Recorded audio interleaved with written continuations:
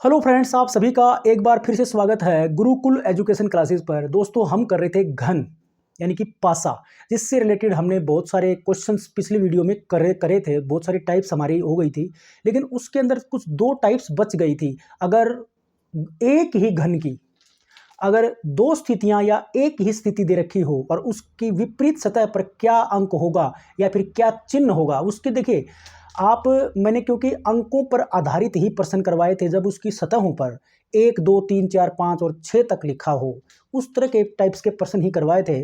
तो इसमें कोई कंफ्यूज होने वाली बात नहीं है। अगर उनकी बजाय अगर वहाँ पर डॉट दे दिए जाएँ, 1 2 3 4 5 6 की जगह पर डॉट दे दिए जाएँ, या पर वहाँ पर कोई स्पेशल चिन्ह जो हमारे गणित के अंदर होते हैं उस तरह के दे दिए जाएँ, तो कोई फ़र्क नहीं पड़ने वाला है। हमारे रूल और रेगुलेशंस वही रहेंगे। उसमें हमारे जब एक ही घन की दो सतह या फिर एक सतह दे रखी होती है, तो उससे रिलेटेड प्रश्न हमारे पिछले वीडियो में हुए थे। इस वीडियो में हम करेंगे जब दो से ज़्यादा एक ही घन की स्थितियां दी गई हों या उनकी तीन सतह अलग अलग, मतलब एक ही घन की तीन स्थितियां या फिर चार स्थितियां दे रखी हों, और फिर हमारे से किसी अंक की विपरीत सतह या किसी स्पेशल चिन्ह की विपरीत सतह हमारे से पूछी जाएगी। तो हम कैसे करेंगे? बिल्कुल ईजी है, वही तरीका उस पर अप्लाई करेंगे। उदाहरण के लिए हम तीन सतह का एक प्रश्न ले लेते हैं। इसके साथ साथ हमारा जो आज का वीडियो होगा उसमें हम करेंगे किसी घन या फिर घनाभ को छोटे घन या घनाभों में काट दिया जाए तो कितने घन हम उससे बना सकते हैं, और उस पर अगर कलर कर दिया जाए तो कितने ऐसे घन बनेंगे छोटे जिनकी दो सतह रंगीन होंगी, एक सतह रंगीन होगी या फिर कोई भी सतह रंगीन नहीं होगी। तो ये वीडियो भी आज हम बनाने वाले हैं। तो चलिए शुरू करते हैं हमारा आज का वीडियो। दोस्तों, वीडियो शुरू करने से पहले मैं आपसे कहना चाहूँगा कि अगर आपने मेरे चैनल को सब्सक्राइब नहीं किया है तो प्लीज़ सब्सक्राइब कर लीजिए, बिल्कुल फ्री है। चैनल को लाइक भी कर दो और शेयर भी कर दो। तो चलिए शुरू करते हैं। हमारा आज का टॉपिक जो है घन और घनाभ के ऊपर जो होगा। जब एक ही घन की तीन स्थितियां दे रखी हों, उसके ऊपर हमारा पहला प्रश्न है कि तीन के विपरीत कौन सी सतह होगी, और तीन घन दे रखे हैं। तीन घनों की स्थिति जो है इस तरह से बनी हुई है। तीन घन, तो ये तीन घन हम बना रहे हैं ऐसे। ये तीन घन जो है ये इस तरह से बना लिए हमने, ऐसे जैसे भी बने। ये तीन घन इस तरह से, दूसरा घन, और ये पहला घन हमारा ये था, तो ये तीसरा घन बन गया हमारा तीन घन। और तीन घनों पर क्या लिखा हुआ है? 6 3 और 2 लिखा हुआ है। दूसरे पर लिखा हुआ है 5 1 और 6, और 3 1 और 4 इस पर लिखा हुआ है। वो कहता है कि तीन के विपरीत क्या होगा, तीन के विपरीत क्या होगा। तो ये इसमें कोई स्पेशल नियम नहीं है। जैसा नियम हम पहले इस्तेमाल करते आ रहे हैं उसी से ये निकल जाएगा। चाहे वो तीन, ये घन एक ही है, ये घन एक ही है, उसकी तीन स्थितियां दे रखी हैं। मतलब ये इसमें, क्योंकि हमने कल भी जिक्र किया था कि कोई भी घन अगर हम उसको सामने से देखेंगे तो उसकी केवल तीन ही सतह हमें नजर आएंगी।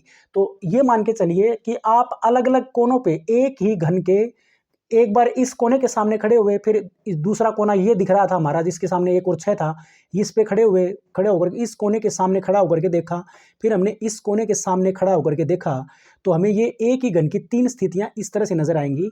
और वो कहता है तीन के विपरीत क्या होगा। तो वही का वही रूल है कि हम कोई भी दो घन ऐसे ले लें जिनमें कम से कम एक अंक उभयनिष्ठ हो या एक जैसा हो, एक समान अंक दिख रहा हो।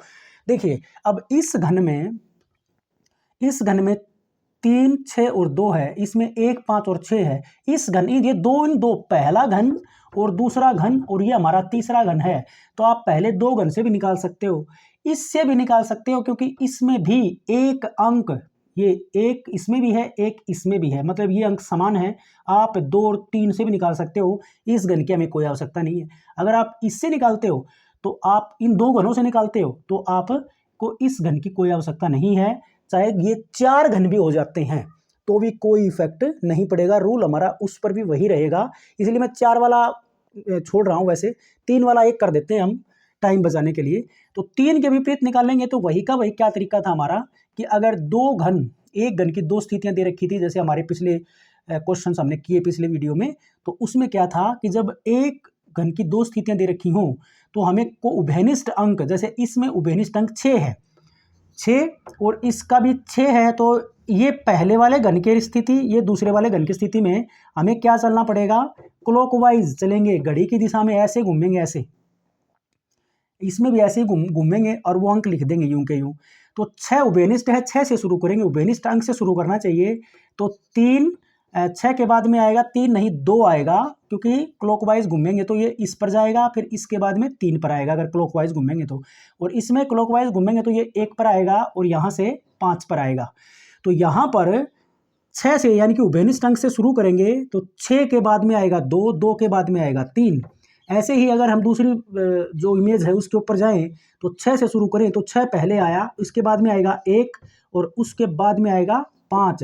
तो अब ये मान के चलेंगे हम, ये अंक एक दूसरे के विपरीत हैं, ये अंक एक दूसरे के विपरीत हैं, और इस अंक का अगर 6 का निकालना होता तो जो अंक इन 6 अंकों में जो अंक आपको छठा अंक दिख नहीं रहा वो अंक 6 के विपरीत होगा, अगर आपको 6 के विपरीत अंक पूछा जाएगा तो यहाँ पर हमारे प्रश्न में केवल उसने 3 के विपरीत पूछा था, तो 3 के विपरीत 5 होगा। ये क्लियर है, आप इससे भी निकालोगे तो भी 3 के विपरीत 5 ही आएगा। उदाहरण के लिए अगर आप देखो, अगर 6 के विपरीत पूछेगा तो देखो इसमें 1 है, 2 है, 3 है, 5 और 6 है, इसमें जो लुप्त अंक है 6 अंकों में से वो 4 दिख नहीं रहा, तो 6 के विपरीत 4 होगा। 6 के विपरीत क्या होगा भाई, अगर पूछ रखा हो तो ये 4 होगा, जैसा कि हमने पहले प्रश्न कर रखे हैं इस टाइप के। और इसी प्रश्न में अगर इन 2 इमेज की हेल्प से या इन 2 स्थितियों की हेल्प से अगर हम 3 के विपरीत निकालना चाहें तो इसमें भी हम वही कर सकते हैं जैसा हमने इसमें किया, कि जो उभयनिष्ठ अंक है वहां से शुरू करेंगे। इन दोनों में उभयनिष्ठ जो अंक है वो 1 है, तो आप पहले इसकी स्थिति लिखेंगे तो 1 से शुरू करेंगे, क्लॉकवाइज घूमेंगे तो 1, उसके बाद में 5 और उसके बाद में 6। अगर इसके ऊपर जाएंगे तो क्लॉकवाइज घुमाएंगे तो इस तरह से 1 और इसमें 3 और इसमें 4 आएगा। तो आपको 3 के विपरीत पूछ रखा है तो 3 के विपरीत क्या होगा, 5 है, 6 के विपरीत 4 या 4 के विपरीत 6। 1 के विपरीत भी आप बता सकते हो, जो अंक हमारा लुप्त है और यहाँ पर 2 नहीं है तो 1 के विपरीत क्या होगा, 2। तो ये था। अगर आप कोई भी 2 या इससे भी, इन दोनों से भी शायद ये निकल जाए, क्योंकि इसमें देखो कोई उभयनिष्ठ है क्या, इसमें 3 उभयनिष्ठ है, तो इन दोनों से भी निकल जाएगा।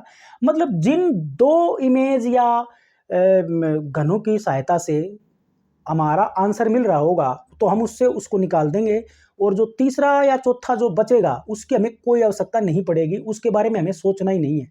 तो हमें यही चीज़ों का ध्यान रखना था। तो ये था एक टाइप जो हमारी उसमें बची हुई थी। अब हमारा जो इसी से रिलेटेड जो नेक्स्ट टाइप आती है, जैसा कि मैंने बताया था, सतह बताना, कितने घन बनेंगे, ऐसे कितने घन बनेंगे जिनकी सतह रंगीन है, 2 सतह रंगीन वाले, 3 सतह रंगीन वाले या 1 सतह रंगीन वाले, या फिर कितने ऐसे घन बनेंगे कि जिनकी कोई भी सतह रंगीन ना हो। तो पहले हम जिक्र कर लेते हैं, पहले इसका बेसिक्स जो है वो सीख लेते हैं, उसके बाद में ये जो है टाइप हमारी बिल्कुल आसान हो जाएगी। जैसा कि मैंने बोर्ड पर लिखा हुआ है घन एवं घनाभ, तो ये स्थितियां और ये पर्सन जो है घन और घनाभ दोनों पर लागू होते हैं। ऐसा नहीं कि भाई घनाभ लिख देगा तो वो हमारी टाइप जो है लागू नहीं होगी। तो अभी जो पिछला वीडियो था हमारा उसमें भी आप घनाभ के ऊपर ये टाइप्स जो है अप्लाई कर सकते हो। तो जैसा कि मैंने बताया यहाँ पर घन और घनाभ के बारे में, तो घन हो चाहे घनाभ हो, तो मैं एक घन बना देता हूँ भैया। जैसे यहाँ पर मौखिक तौर पर थोड़ा सा साइज में बड़ा जो है बना लेते हैं, थोड़ा साइज में बड़ा। तो ये एक मिनट,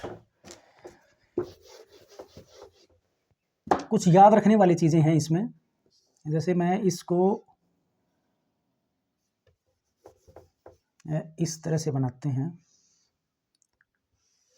ये घन की ये ऊपरी सतह, ये साइड की सतह, और ये एक साइड और ये सतह यहाँ पर हम मिला देते हैं, तो और ये इसको मिला देते हैं ऐसे।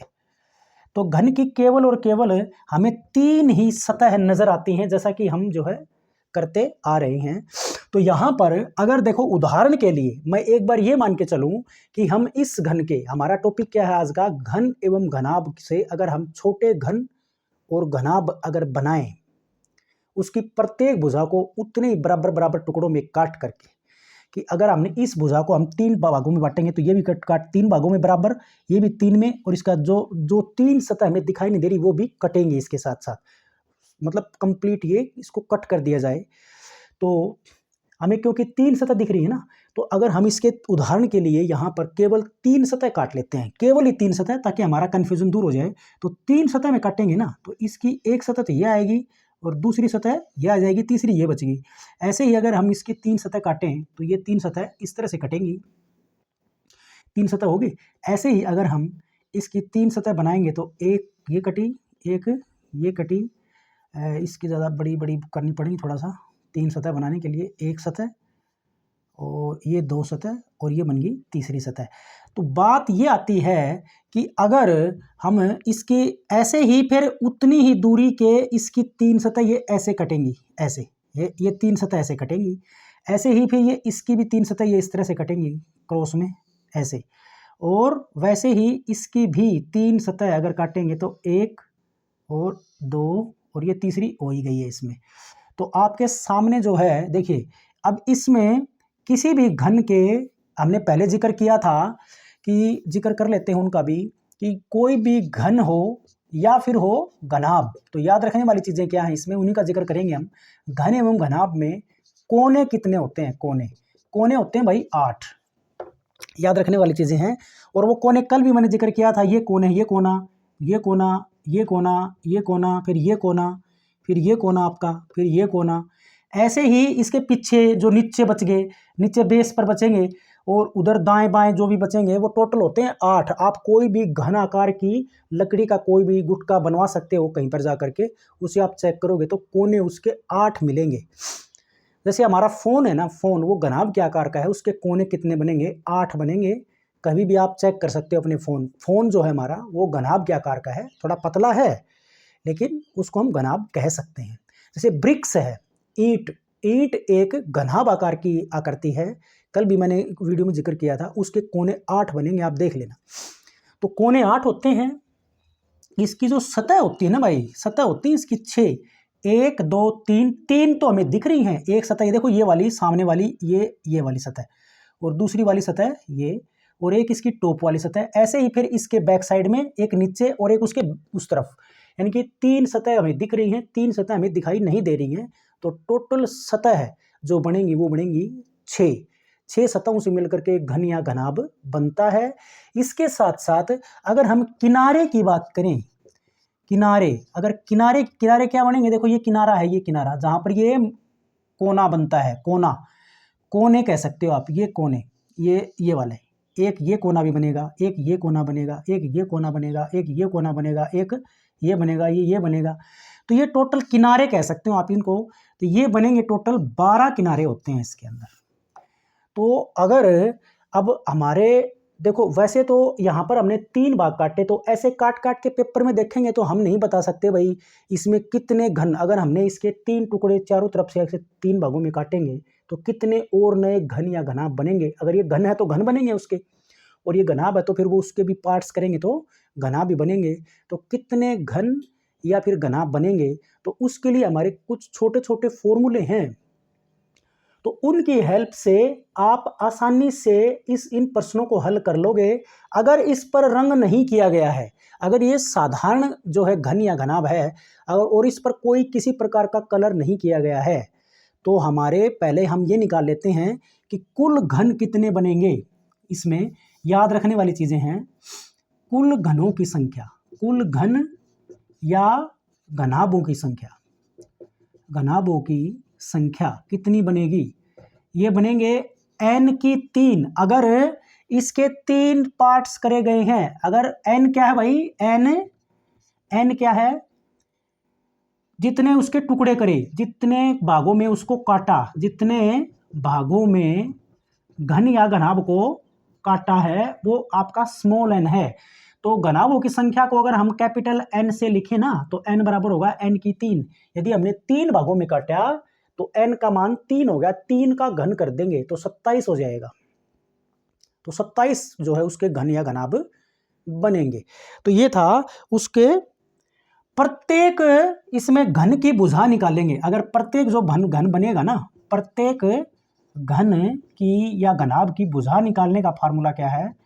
बड़े घन की भुजा, बड़े घन की भुजा, बड़े घन की भुजा बटे जो हमने टुकड़े किए छोटे घन की भुजा, ये आ जाएगी छोटे घन की भुजा जो है वो आ जाएगी, प्रत्येक घन की भुजा की लंबाई आ जाएगी। क्योंकि 3 टुकड़ों में काटा ना, तो उसको उसी से भाग कर दिया हमने, जितनी लंबाई का काटा है उससे भाग कर देंगे। उदाहरण के लिए उसकी लंबाई 12 सेंटीमीटर थी और हमने 3-3 सेंटीमीटर के काटे, तो 12 को 3 से भाग कर देंगे तो 4 सेंटीमीटर भुजा की लंबाई आ गई। सिंपल सी बात है। और यदि आपको ये पूछे कि शीर्ष, देखो आप इसको शीर्ष कह सकते हो, ये क्या है? शीर्ष, ये क्या है? शीर्ष है, ये शीर्ष। तो याद रखने वाली चीज इसमें क्या है? शीर्ष घनों की संख्या, मतलब शीर्ष पर कितने घन बनेंगे, शीर्ष घनों की संख्या। अब इसमें याद रखने वाली बात यह है कि कोई भी घन हो चाहे घनाभ हो, उसके कितने भी टुकड़े कर रखे हों, कोने या शीर्ष जो मेन होंगे, शीर्ष हमारे जहां पर 3 भुजाएं मिलती हैं आपस में आकर के, जैसा कि यहां पर मैंने सर्कल कर रखा है, 3 भुजाएं मिली हुई हैं हर शीर्ष के ऊपर। ये देखिए, ये इसके पीछे भी एक भुजा उस तरफ गई हुई होगी जो कि दिखाई नहीं दे रही है हमें यहाँ पर। ये घन हो चाहे घनाभ हो, चाहे उसके कितने ही भाग क्यों नहीं किए गए हों घन या घनाभ के, शीर्ष 8 ही रहेंगे। तो सिंपल सी बात है, कोई फॉर्मूला नहीं, 8 होगा आंसर इसका। अब देखो, ये अगर शीर्ष है, इसको मैं एस से लिख दूं, ये घन जो है शीर्ष घन है, ये मध्य वाला भाग है, तो ये फिर शीर्ष वाला भाग हो गया। तो ये शीर्ष वाला भाग, ये शीर्ष वाला भाग, और ये वाला भी मध्य भाग होगा। तो ये वाला भी मध्य होगा, ये वाला भी मध्य होगा। तो ये क्या होगा? ये सेंटर का भाग होगा। इसको हम एस से लिख देते हैं। ऐसे ही यदि हम इसको, ये एस वाला एस होगा, ये एम होगा, ये एस होगा, ये एम होगा, ये एस होगा, ये एम होगा, ये एस होगा, ये फिर एम होगा, ये होगा सेंटर वाला। ऐसे ही ये एस, ये एम, ये एस, ये एम, ये सी, और ये एम, और ये एस, ये एम, और ये एस।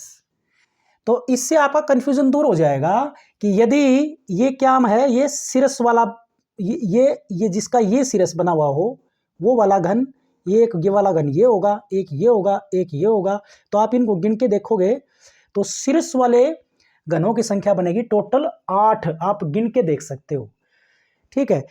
तो एक याद रखने वाली ये था। फिर इसके बाद में मध्य घन, ये वाला घन जो ये सेंटर में देखो, ये वाले आए, ये वाले घन, इनकी संख्या, मध्य वाले घनों की संख्या, मध्य घनों की संख्या, इसको निकालने का तरीका है 12 गुणा में n-2, 12 गुणा में n-2।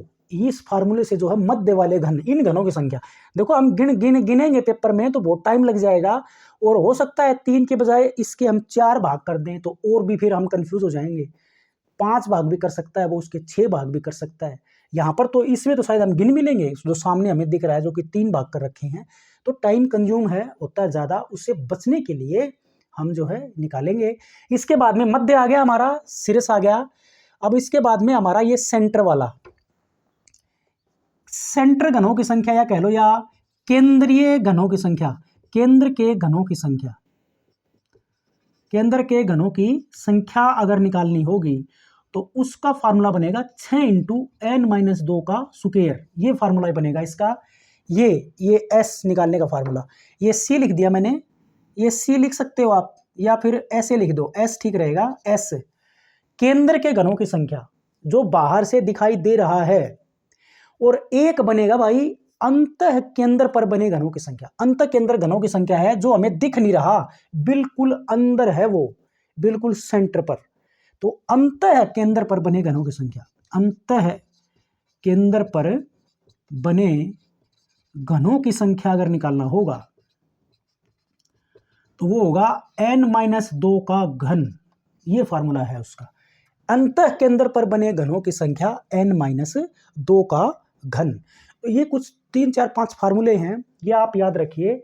तो अब इसमें इससे रिलेटेड अगर प्रश्न आपसे पूछा जाए, अगर मान लिया यही दे दिया जाए, यही वाला कि एक घन है और उस घन के 3 बराबर टुकड़े करे गए तो शीर्ष घन कितने होंगे। तो शीर्ष घन के लिए आपको कुछ भी बताने की आवश्यकता नहीं है। सिंपल और सिंपल, कोई घन हो चाहे घनाभ हो, घन हो चाहे घनाभ हो, और चाहे उसके कितने ही टुकड़े क्यों ना किए गए हों, 3 भाग किए गए हों उसके सभी सतहों के 3-3 भाग दोनों तरफ से, और चाहे 4 किए गए हों, चाहे 5 किए गए हों, चाहे 6-7 कितने भी किए गए हों, तो हमारे शीर्ष घन केवल और केवल 8 ही होंगे। तो अगर इसका भाग, अगर इसके 3 भाग किए गए हों तो n का मान इसमें 3 हो गया। तो यहां पर वो कहे आपसे कि शीर्ष घनों की संख्या, तो 8 ही बताओगे आप, चाहे कितने भाग कर रखे हो उसके, यहां पर तो 3 ही है, चलो तो 8 ही होगा। अगर मध्य घन, अगर देखो ये घन, ये वाले, ये वाला और ये वाला और ये वाला, अगर मध्य घन निकालेंगे तो मध्य घनों की संख्या निकालने का फार्मूला क्या है, 12 इंटू n-2। तो मध्य घन कितने आ जाएंगे भाई, तो n का मान 3 माइनस का 2 हो जाएगा। तो 3 में से 2 गया 1, तो 12 बनेंगे। ये मध्य घन कितने बनेंगे, अगर किसी घन या घनाभ के 3 भाग किए गए हों, 3 भागों में उसको विभाजित किया गया हो, तो उसके मध्य घन ये वाले m वाले कितने घन बनेंगे, 12 बनेंगे।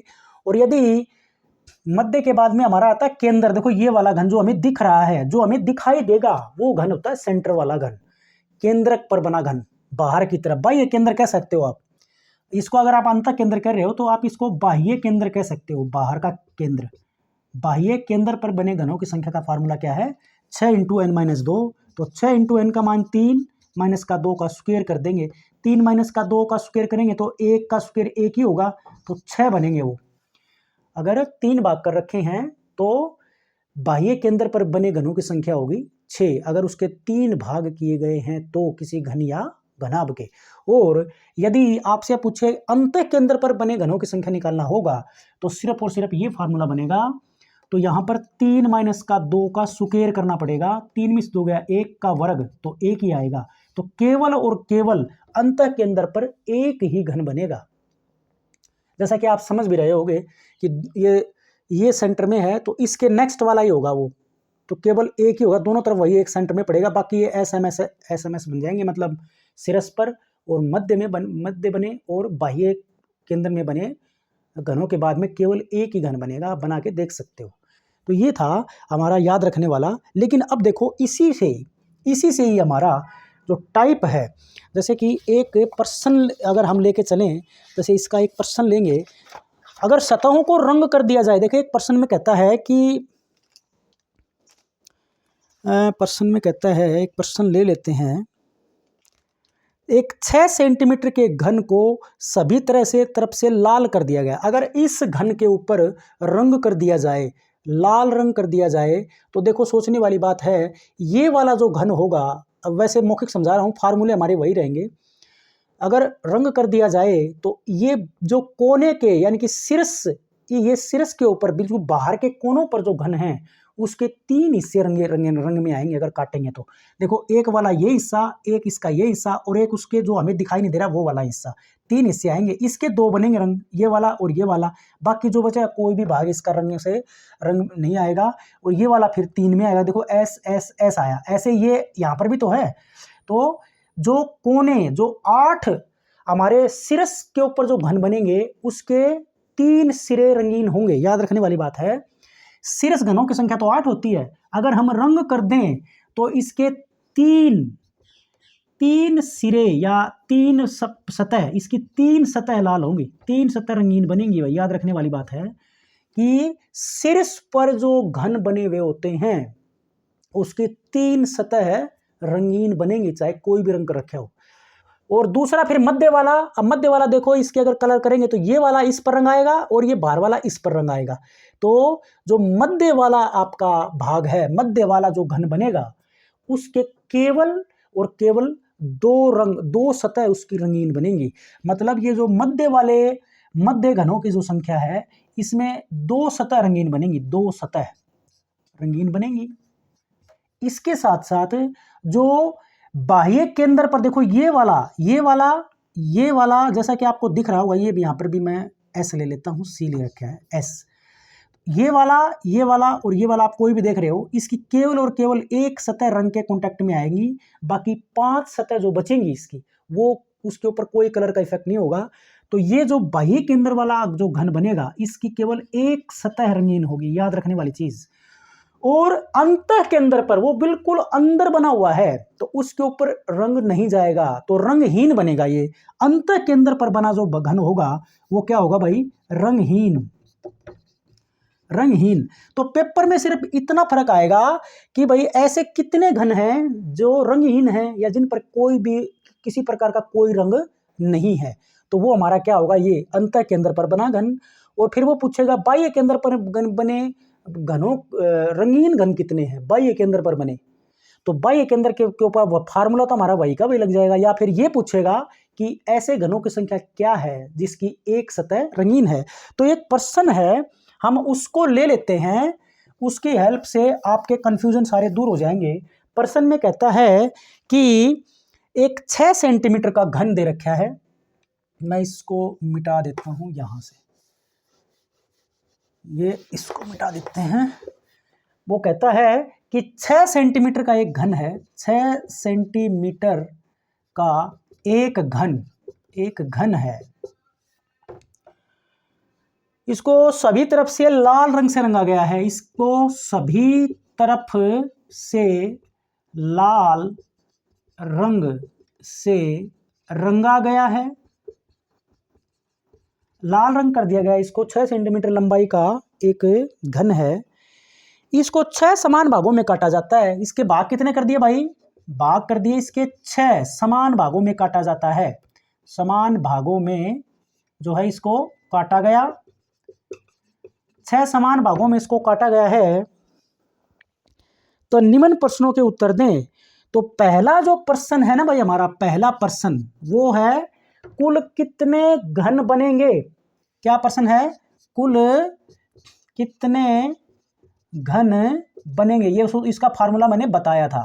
कुल कितने घन बनेंगे, तो कितने जिस लंबाई का वो काटा गया है, मतलब कितने भाग हमने किए उसका घन कर देंगे।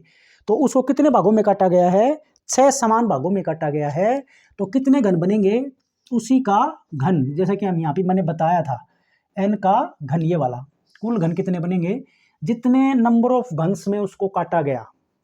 तो 6 समान घनों में काटा गया उसको, 6 समान लंबाई चौड़ाई मतलब और ऊंचाई के, तो n का घन यानी कि 6 की 3 और 6 का घन होता है भाई 216। तो पहला प्रश्न तो ये बनेगा हमारा। तो कितने घन बनेंगे टोटल, 216।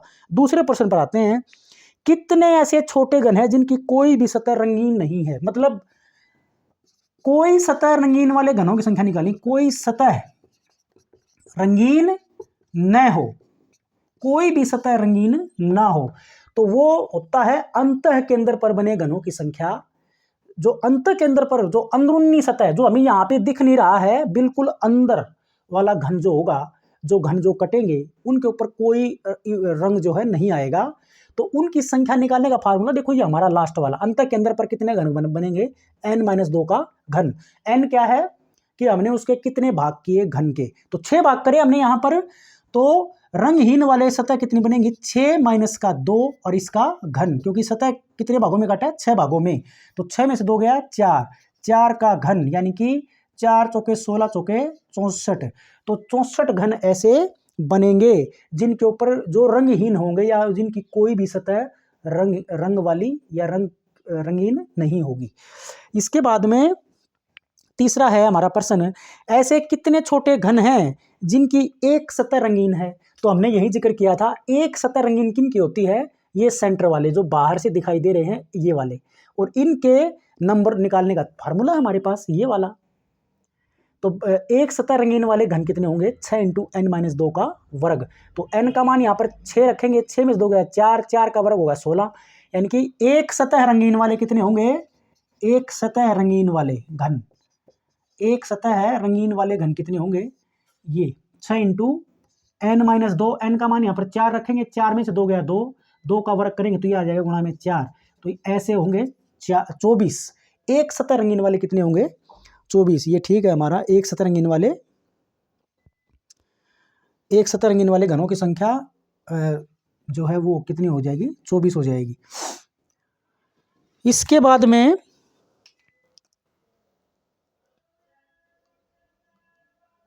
ये गलत हो गया क्या? एक सतह रंगीन वाला 6 में से, हाँ 6 था ना, गलत हो गया, उसमें आंसर गलत दे, मैंने सोचा आंसर गलत है। n का मान 6 रखेंगे ना, तो देखो 6 इंटू 6 माइनस का 2 का स्क्वायर बनेगा ना, ये मैंने 2 बचा लिया, यहाँ पर 6 में से 2 गया 4 बचेगा भाई। तो ये 4 का वर्ग कितना होगा? 16, यानी कि 6 गुना में 16, तो ये आएगा 96। तो एक सतह रंगीन वाले घन कितने बनेंगे? 96। इसके बाद में उसने पूछा है हमारे से कितने ऐसे छोटे घन हैं जिनकी 2 सतह रंगीन है। तो 2 सतह रंगीन वाले मध्य घन, ये जिसकी 2 सतह रंगीन होंगी, फार्मूला क्या था? 12 इंटू n माइनस का 2। n का मान यहाँ पर रखेंगे 6, 6 में से 2 गया 4, तो 4 और 12 के गुणा करेंगे 48, तो इसका आंसर है 48। देखो बिल्कुल अभी उंगलियों पे हम कर सकते हैं। और इसके बाद में उसने पूछा है ऐसे कितने घन हैं जिनकी 3 सतह, यानी कि 3 सतह रंग, और 3 सतह रंगीन होती हैं जो कोनों के ऊपर घन होते हैं, जो शीर्ष या शीर्ष कह लो आप। तो शीर्ष कितने होते हैं किसी भी घन या घनाभ के अंदर? 8। तो चाहे उसके कितने भी पार्ट कर रखे हो, जैसे इसमें 6 कर रखे थे, कोई फर्क नहीं पड़ेगा, कोने के ऊपर केवल और केवल 8 ही घन बनेंगे, और वही घन होते हैं जिनकी 3 सतह रंगीन होती हैं। तो डायरेक्ट है इसका आंसर 8। इसके बाद में ऐसे कितने घन हैं जिनकी कम से कम एक सतह पर रंग होगा। तो ये प्रश्न कोई बड़ा नहीं है, वो क्या कहता है? कम से कम एक सतह, और ज्यादा से ज्यादा कितना भी हो सकता है। तो देखो हमारे कौन से घन आ गए इसमें? एक सतह रंगीन वाले घन भी इसमें आएंगे, 2 सतह रंगीन वाले घन भी इसमें आएंगे, 3 सतह रंगीन वाले घन भी इसमें आएंगे, और उनको हम जोड़ देंगे, हमारा आंसर आ जाएगा। जैसे एक रंग वाले घन कितने, ये एक सतह वाले रंग कितने थे हमारे? 96, और ये शायद 48 आए थे, और तीनों वाले आए थे 8। तो 96 प्लस 48 प्लस 8, तो टोटल हम जो है जोड़ देंगे, मतलब 48 और 8 56, और 96 और उसके अंदर जोड़ देंगे, तो ये जितने बनेंगे 150 बनेंगे, 156 बनेंगे, जो भी है वो आंसर हो जाएगा, 152 बनेगा इसका आंसर। ऐसे कितने घन होंगे जिनकी कम से कम 2 सतह पर रंग होगा? कम से कम 2 सतह पर रंग, तो इसमें एक सतह रंग वाला नहीं आएगा, कम से कम 2 सतह वाला आएगा, और एक आएगा 3 सतह वाला। तो 2 सतह वाले रंगों वाले घनों की संख्या प्लस में 3 सतह रंग वाले घनों की संख्या को हम जोड़ देंगे, हमारा आंसर आ जाएगा। तो ये था हमारा आज का घन और घनाभ के, अगर हम उसके समान भागों में घन या घनाभ बनाएं तो कितने घन बनेंगे, किस टाइप के घन बनेंगे, अगर रंग कर दिया जाए तो क्या होगा। तो ये था। आशा करता हूँ वीडियो पसंद आया होगा, तो लाइक करिए, शेयर करिए, और चैनल जरूर सब्सक्राइब करिए। Thanks for watching.